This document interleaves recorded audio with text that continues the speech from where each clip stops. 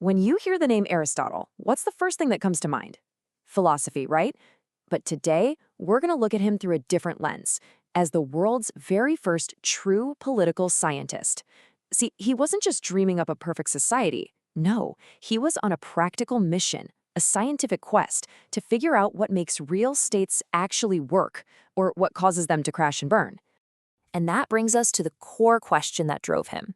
How do you build a state that can survive in the real world? Forget about perfect utopias. Aristotle was looking for a blueprint, a practical guide for a stable, functional government that could actually stand the test of time. So here's our game plan for this explainer. First, we'll see how Aristotle, Plato's best student, took a completely different path. Then we'll dive into his amazing system for classifying governments. After that, we'll get to his main obsession, the search for stability. And finally, we'll look at his legacy. And this is crucial for anyone preparing for exams. We'll break it all down from the examiner's point of view. Okay, so to really get Aristotle, you have to start with the person who taught him everything, the legendary Plato. Because even though he was Plato's star pupil, when it came to politics, his approach was a total 180. And this slide really nails the difference. Plato was the ultimate idealist. He looked inward, using pure logic to imagine the perfect form of a state, run by a wise philosopher king. Aristotle, on the other hand, was a biologist at heart. He looked outward. He did what a scientist does. He observed, he collected data, he classified. Get this, he gathered and analyzed over 150 real-world constitutions, from Greek city-states to see what was actually working. He wasn't hunting for a perfect dream. He was searching for the best practicable state. So, with that scientific mind, where does Aristotle begin? Well, he starts with the most fundamental building block of any state, us, human beings. This is one of his most powerful, most famous ideas, zoon politikon. What he meant was that the state, the polis, isn't just some contract we sign. It's totally natural. He believed we're hardwired for community. We come together not just to survive, but to truly flourish, to live the good life. As he put it, anyone who lives outside the state must be either a beast, something less than human, or a god, something more. And this table perfectly shows his genius for classification. He basically organized governments on a grid. First axis, how many people rule? Is it one, a few, or many? Simple enough. But the second axis, this is the game changer, is why do they rule? If they rule for the good of everyone, that's a true form of government. But if they only rule for their own selfish gain, it becomes a twisted, perverted form.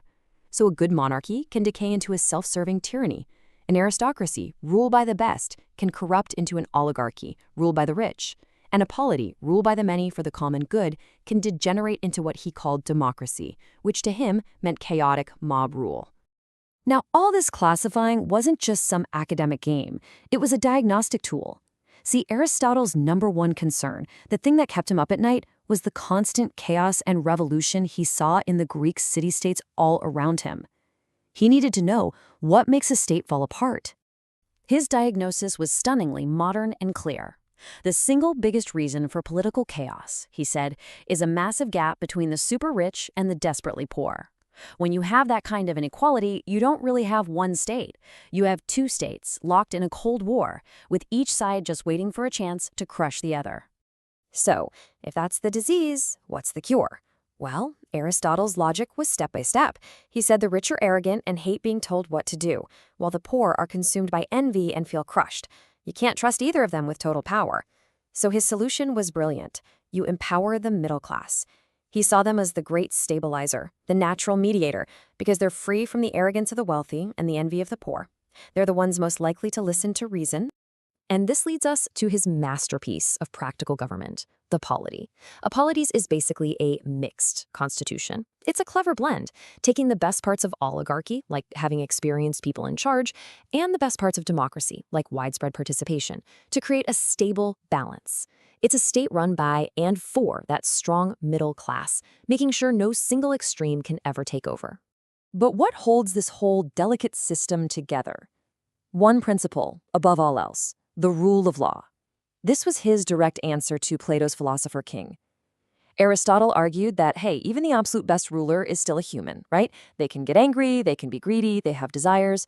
The law, on the other hand, is pure reason. It's an impartial, stable shield that protects the state from the emotional whims of any single person or group. Now fast forward over 2,000 years. You might think these are just ancient ideas, but they're not just footnotes in a history book. They are literally the foundation of modern political science and how we think about constitutions today. Of course, we have to look at this critically. His strengths are just undeniable. His scientific method, the rule of law, the idea of a mixed government, these are the seeds of modern ideas like checks and balances. But, and this is a huge but, his work has some deep, profound flaws. His theories were built on a foundation we find completely unacceptable today. He justified slavery as being natural. He excluded women, laborers, and foreigners from ever being citizens. These aren't just minor details. They show the limits of his world and really challenge whether his good life could ever be universal. So, even with those major issues, why do we still talk about Aristotle, especially in a modern context like Pakistan? Because his core framework is an incredibly powerful analytical tool.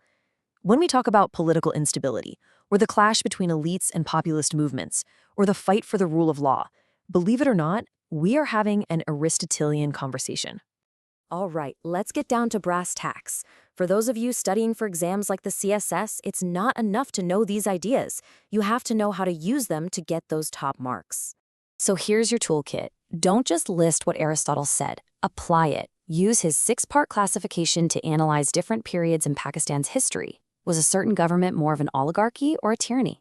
Use his theory of revolution to explain why there's been so much political turmoil. Argue for reforms by using his ideas about empowering the middle class and strengthening the rule of law. And here's the pro tip for the highest scores. Always contrast Aristotle's real-world scientific approach with Plato's abstract idealism. That shows real analytical depth. In the end, I think Aristotle's greatest lesson is this. Politics is not about chasing some flawless, perfect dream. It's the messy, difficult, practical work of building the best state you possibly can with the imperfect people and situations you actually have. It's a lesson that's just as true today as it was in ancient Greece